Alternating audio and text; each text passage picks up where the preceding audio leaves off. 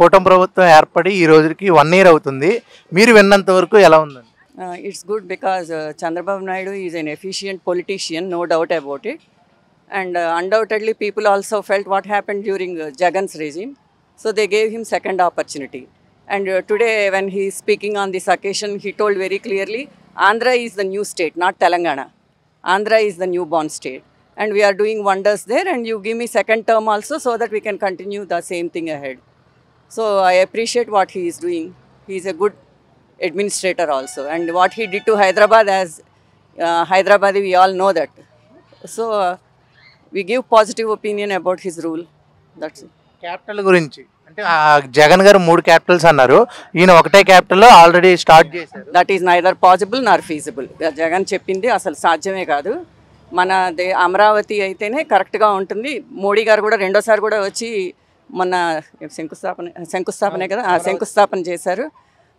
So అది materialise అవుతుంది. Before he completes his term he wants to complete that కదా. 4 yearsలో నేను అమరావతి కంప్లీట్ చేస్తాను అంటున్నారు ఆయన. Hopefully if you do like that it's better for Andhra people, for all the Telugu people. He is a very good person. And కూటమిలో ఉన్నా కూడా ఆయన మరీ అగ్రెసివ్గా వెళ్లకుండా మరీ స్లోగా వెళ్లకుండా he is going along with him. So he is doing a good job. Okay, ఇప్పుడు ఒకవేళ జగన్ గారు వచ్చినప్పుడు నేను అమరావతిని మారుస్తాను, అక్కడ తీసేస్తాను క్యాపిటల్ అని, ఇంకా ఈసారి ఆయన అలా చెప్తే ఎవరు నమ్ముతారండి? ఇంకా ఎవరు నమ్మరు. రెండోది, ఈ చంద్రబాబు నాయుడు గారు ఇప్పుడు దానికి ఏదైనా ఫుల్ ప్రూఫ్గా చేసి వెళ్ళాలి. ఇలా మాటిమాటికి ఎవరు వస్తే వాళ్ళు మార్చుకుంటా వెళ్ళడానికి లేదు. సో దానికి ఆయన ఇప్పుడు మోడీకి అలయన్స్లో ఉన్నారు కాబట్టి చట్టబద్ధంగా న్యాయబద్ధంగా దానికి ఒక దారి చూపించాలి. లేకపోతే ఎవరిష్టమైనట్టు వాళ్ళు చేయడానికి లేదు. Legally it has to be finalized. అది 2029 నాటికి పోలవరం పూర్తి అయిపోతుంటారా? అది చెప్పలేమండి. అవి ఆయన ఎంతకని చేస్తారండి? ఆయన కూడా సింగిల్ పర్సనే కదా. అన్ని డిపార్ట్మెంట్స్, ప్రజలు కానీ, పొలిటీషియన్స్, అపోజిషన్, అది ఒక వాటర్ ప్రాజెక్టు. అదేదో చంద్రబాబు నాయుడు గారి ఇంట్లో విషయం, జగన్ ఇంట్లో విషయమో కాదు కదా. సో అది చాలా నిబద్ధతతో చెయ్యాలి, డెడికేషన్ తోటి, కాన్సన్ట్రేషన్ తోటి చేయాలి. అది ఒక ముక్కలో చెప్పాలి అంటే కూటమి ప్రభుత్వం గురించి ఏం చెప్తారు? ఇట్స్ గుడ్ అండి. As of now it's doing a wonderful job. గత ప్రభుత్వానికి ఈ ప్రభుత్వానికి తేడా అయితే కనిపిస్తుంది, చాలా కనిపిస్తుందండి. చదువుకున్న వాళ్ళంగా, అంటే ఒక కులము, ఒక మతము, ఒక ప్రాంతం అని కాదు, చదువుకుని కాస్త కామన్ సెన్స్ ఉన్న వాళ్ళకి ఎవరికైనా పాత గవర్నమెంట్ ఏం చేసింది, ఇప్పుడు ఏం చేసిందని క్లియర్గా కనిపిస్తుందండి. Thank you. కూటమి ప్రభుత్వం ఏర్పడి 1 ఇయర్ అవుతుంది. ఎలా ఉంది మీరు విన్నంత వరకు? ఏం మాకు తెలిసినంత వరకు ఏం పథకాలు ఏమి ఇవ్వడం లేదు, ఒట్టి పెన్షన్ తప్పితే ఏమి ఇవ్వడం లేదని రూమరు. నేనైతే ఇప్పుడు పోలే ఊరికి. ప్రజలు చెప్పేది మాత్రం అదే. మిగతా 6 పథకాల్లో ఏమీ అమలు చేయలేదని మామూలు టాకు ప్రజల గురించి. రోడ్ల గురించి? రోడ్లు అయితే చూడలే బాబు, నేను రోడ్లు అక్కడ పోయింటే కదా తెలిసేది.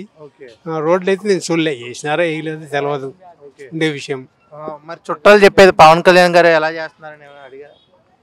పవన్ కళ్యాణ్ గురించి ఆయన చెప్పడం ఏమంటే, ఏదో 30 మంది అంత లేడీస్ పోయినారు, వాళ్ళందరినీ తీసుకొస్తాను అది ఇదని అని డామ్ డూమ్ డుస్క్ అని ఎగిరినాడు కదా, ఏం తేలేదు అని అంటున్నారు. మరి అది ఎంత వాస్తవమో, ఎంత నిజమో, ఎంతమంది పోయినారో, ఎంతమంది తెచ్చినాడో, ఏం చేస్తున్నారో అర్థం కావడంలే.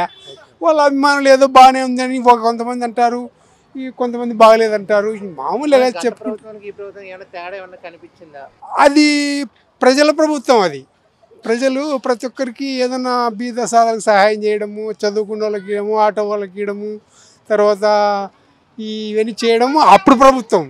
ఇప్పుడు ప్రభుత్వం ఏమి రాజధాని కట్టుతాను, చేస్తాను, మామూలుగా సంపద సృష్టిస్తా అని చెప్పడము చేస్తున్నారు. మరి ఇంకా అది 4 ఏళ్ళ నుండి తెలిసిపోతుంది సంగతి, ఉండే విషయం అది. 3 రాజధానులు అన్నారు, 1 రాజధాని ఫిక్స్ అమరావతి. 3 రాజధానులు అనడం అది తప్పే, వాస్తవంగా అనకూడదు. 3 రాజధానులు ఈ ఫిక్స్ రాజధాని దాన్ని చేయాలా, ఆయనన్నే చేయాలా. ఈయన 5 ఏళ్ళ నుండి అప్పుడేం చేయకపోయా చంద్రబాబు, మళ్ళీ ఈ జగన్ వచ్చిన ఆయన చేయకపోయా. ఇప్పుడు ఏం చేస్తాడో చూడాలి, వెయిట్ అండ్ సీ. కూటమి ప్రభుత్వం ఏర్పడి ఈ రోజుకి 1 ఇయర్ అవుతుంది. ఎలా ఉంది సార్ ఏపీలో పాలిటిక్స్? బాగుంది, చాలా బాగుంది. గత ప్రభుత్వానికి ఈ ప్రభుత్వానికి ఏమైనా తేడా ఏమైనా కనిపిస్తుందా? గత ప్రభుత్వం నక్కైతే ఈ ప్రభుత్వం నాగలవకం. ఓకే, మొన్న మహానాయుడు ఘన విజయం సాధించింది. 3 రోజులు భలే, అంటే అందరూ ఏమేమి చేస్తారు ఏంటి అన్నీ చెప్పడం జరిగింది. ఎలా ఉండబోతుంది సార్ ఈసారి? బాగుంటుంది, చాలా బాగుంటుంది. చంద్రబాబు నాయుడు విజనరీ లీడర్, ఆయనకి తిరగలేదు. ఆయన భారతదేశంలోనే పెద్ద లీడర్. చెప్పుకోవాలంటే మన ఆంధ్రప్రదేశ్ చిన్నదైపోయింది, కానీ అదే డివైడ్ అయిపోతే 42 ఎంపీల్లో 35 వచ్చును. సెంటర్లో డిప్యూటీ ప్రైమ్ మినిస్టర్ వచ్చును. ఓకే. అంటే మన డివైడ్ అయిపోవడం మనం అంటే వీక్ అయిపోయి తెలుసు కదా. లాస్ట్ టైం నేషనల్ ఫ్రంట్ అదేంటిది మన బీజేపీ గవర్నమెంట్లో, ఎన్డీఏ గవర్నమెంట్లో 30 మంది ఎంపీల సపోర్ట్తో అప్పుడు చంద్రబాబు నాయుడు చక్రం తిప్పారు. వాజ్పేయి ప్రైమ్ మినిస్టర్ అయ్యాడు. అదే సిచ్యువేషన్ ఈరోజు అయ్యాం. కాకపోతే మన బ్యాడ్ లక్ మనం డివైడ్ అయిపోయాం. ఇప్పుడు పవన్ కళ్యాణ్ గారి పాత్ర ఎలా ఉంది సార్? పవన్ కళ్యాణ్ బాగుంది, మంచి లీడర్, హానెస్ట్, డబ్బు మీద ఆశ లేదు, చేద్దాం అనుకుంటాడు. కానీ ప్రజలు అంటే మూర్ఖులు ఉన్నారు కదా, డబ్బుకి ఆశపడి ఓటేసేవాళ్ళు, అలా అంటాం. లేకపోతే పవన్ కళ్యాణ్ మంచి లీడర్. ఓకే సార్, అమరావతి గురించి అమరావతి అవ్వాలి క్యాపిటల్. ఎందుకంటే మన ఆంధ్రప్రదేశ్లో ఒక క్యాపిటల్ అంటూ లేదు. కాంగ్రెస్ చేసిన తప్పు ఏంటంటే క్యాపిటల్ పేరు చెప్పకుండా డివైడ్ చేశారు. ఫస్ట్ తప్పు. పోనీ చంద్రబాబు నాయుడు వచ్చిన తర్వాత చేసిన తర్వాత అమరావతికి అప్పుడు ఈ జగన్ రెడ్డి 30,000 ఎకరాలు అమరావతికి కావాలి, నాకు అమరావతి ఓకే అన్నాడు. ఆ పవర్లోకి వచ్చాక అవన్నీ మర్చిపోయి మాట మార్చేశాడు. ఇప్పుడు అమరావతి వచ్చినా నెక్స్ట్ నేను వచ్చినప్పుడు అది తీసేస్తా క్యాపిటల్ అని వినిపిస్తుంది. ఇంకా తీసే అవకాశం లేదు కదా. అప్పుడు 10 సంవత్సరాలు ఉమ్మడి రాజధాని బట్టి చట్టం చేయలేపారు. ఇప్పుడు చంద్రబాబు నాయుడు చట్టం చేపిస్తాడు కదా, అమరావతి ఆంధ్రప్రదేశ్ క్యాపిటల్. దాన్ని ఎవరు మారుస్తారు?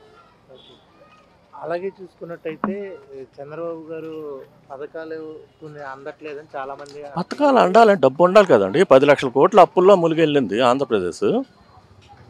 5 సంవత్సరాల పరిపాలనలో 10 లక్షల అప్పులు చేస్తే మళ్ళీ నేను చెప్తున్నాను మాట వరుసకి, జగన్ మళ్ళీ వచ్చి ఉంటే ఎక్కడి నుంచి తెచ్చేవాడు డబ్బు చెప్పండి. ఒక చదువుకున్న వ్యక్తికి అర్థమవుతుంది. చదువురాని మూర్ఖులు ఉంటారు, ఓట్లు వేసేస్తారు. ఆ డబ్బులు ఎక్కడి నుంచి తెస్తారు డబ్బు? ఇప్పుడు మీకు అభివృద్ధి లేకపోతే డబ్బు ఎక్కడి నుంచి వస్తుంది? మీకు స్టేట్లో రెవెన్యూ కావాలండి, ఆ రెవెన్యూనే మనుషులు పంచాలి. ఇప్పుడు ఏదైనా ఇప్పుడు ఇస్తాడు కదా, నెక్స్ట్ జూన్ 15 అమ్మఒడి అన్నాడు. కానీ అలాంటి పథకాల మీద ఎంతకాలం బతుకుతారండి? అంటే ప్రభుత్వం ముష్టేస్తే బతికే రోజులు కావు. అదర్ స్టేట్స్ అలా లేదే, మన ఆంధ్రప్రదేశ్లోనే. 2047 విజన్ అనేసి అంటున్నారు చంద్రబాబు గారు. ఒకటి ఆయనలో గొప్పతనం ఏంటంటే 2047కి ఆయన ఉంటాడు లేదు తెలియదు, కానీ తరాల భవిష్యత్తు గురించి చాలా ఆలోచిస్తాడు. జగన్కి అర్థమవుక ఈయన ఉంటాడో లేదు, ఈయన ఉండక్కర్లే, ఈయన పేరు చెప్పుకుంటాగా. ఈరోజు హైటెక్ సిటీ అంటే ఎవరు వస్తారు గుర్తు?